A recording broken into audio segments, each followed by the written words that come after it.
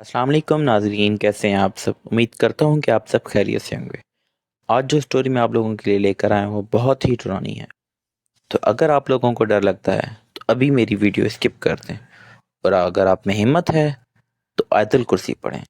चलें तो हम वीडियो की तरफ बढ़ते हैं। जो वीडियो मुझसे शेयर की गई है ये आदिल बलोच की है। उनका ताल्लुक ईरान से है। वो कहते हैं कि ये कहानी उनके दादा अबू की है, और वो कहते हैं कि मैं ये कहानी आपको दादा अबू की ज़बानी सुनाऊंगा ताकि आपको कहानी सुनने में और भी मज़ा आए। ये कहानी आज से तकरीबन 60 साल पहले की है, जब यहाँ पर लाइट वगैरह नहीं होती थी।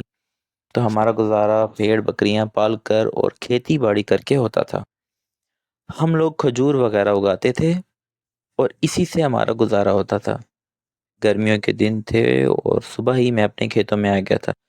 मैं काम करके मगरिब के बाद घर वापस जा रहा था। वो 14वीं की रात थी और चांद पूरा रोशन था। जैसा कि आप जानते हैं कि रात के वक्त चांद की रोशनी बहुत ही प्यारी लगती है।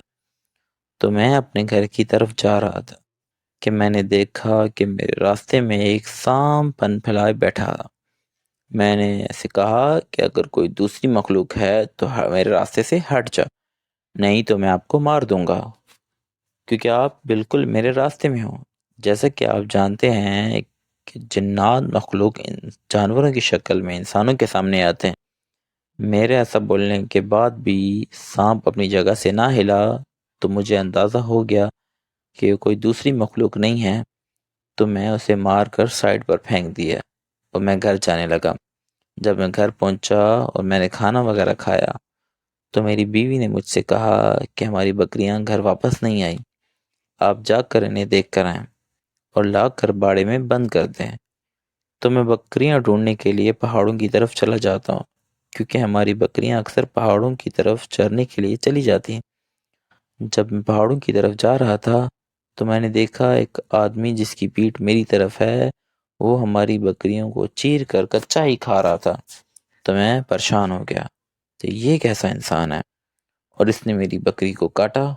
मैंने इसको आवाज़ दी कि ये क्या कर रहे हो और मेरी बकरी को क्यों मारा है तुमने।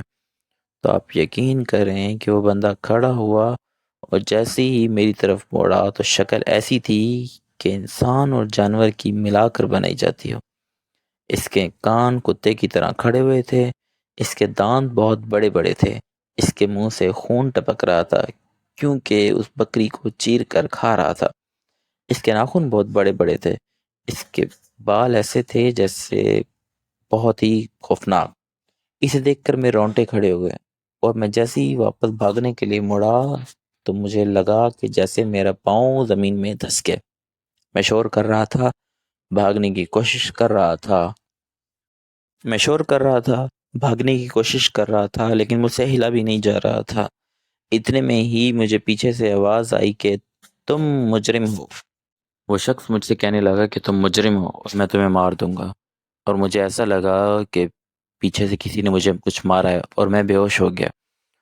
कुछ देर के बाद मुझे इस तरह होश आया कि कोई किसी को थप्पड़ मारकर होश दिलाता है। और जब मेरी आंख खुली तो मैंने देखा कि बहुत सारी दूसरी मखलूक है जिनके चेहरे बहुत ही डरावने हैं और मुझे एक फुटबॉल की तरह इधर से उधर फेंक रहे हैं। मैं दिल में सोच रहा था कि आज मेरी मौत पक्की है, और मैं उनसे यही कह रहा था कि खुदा के लिए मुझे छोड़ दो।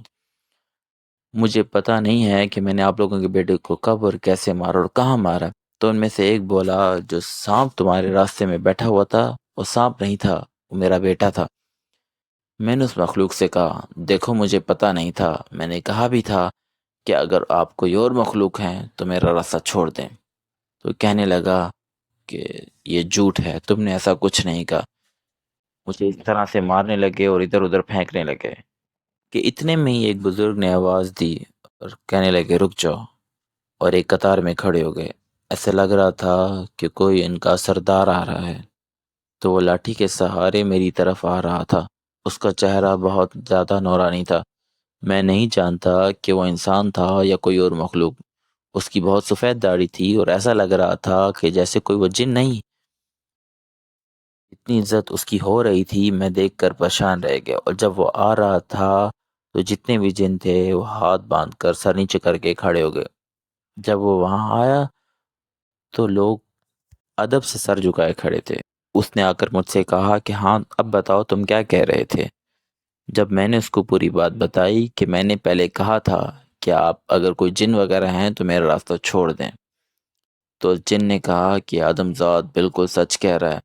تو وہ جن جس کا بیٹا تھا اس نے کہا آپ کی بات ٹھیک ہے لیکن اس نے میرے بیٹے کو مارا ہے۔ پھر اس بزرگ جی نے کہا ہم تمہیں چھوڑ تو دیں لیکن ہماری ایک شرط ہے۔ اور میں نے کہا مجھے آپ کی ہر شرط منظور ہے، بس آپ مجھے یہاں سے جانے دیں۔ تو اس بزرگ جن نے کہا کہ تم نے ایک گائے ذبح کرنی ہے، اس کا گوشت کسی بڑے سے برتن میں ڈال کر اس جگہ پہ لا کر رکھ دینا ہے اور واپس مڑ کے نہیں دیکھنا۔ تو میں نے کہا ٹھیک ہے۔ اس کے بعد انہوں نے کچھ پڑھ کر مجھے پھونک دیا اور میں بے ہوش ہو گیا۔ اور جب میری آنکھ کھلی اور جب مجھے ہوش آیا تو میں اپنے گھر کے بستر پر تھا اور میرے گھر والے میرے آس پاس تھے۔ اور جب میں نے پوچھا کہ مجھے کیا ہوا ہے اور میں کہاں ہوں، تو انہوں نے بتایا کہ آپ کے کپڑے پھٹے ہوئے تھے اور آپ فجر کی ٹائم بے ہوشی کی حالت میں گھر کے باہر ملے ہو اور ہم آپ کو اٹھا کر گھر لے آئے، کیا ہوا تھا آپ کو؟ تو میں نے ان کو سارا واقعہ بتایا۔ میں نے گھر والوں کو سارا واقعہ بتایا۔ اس کے بعد میں نے ایک گائے ذبح کی اور بڑے سے برتن میں گوشت ڈال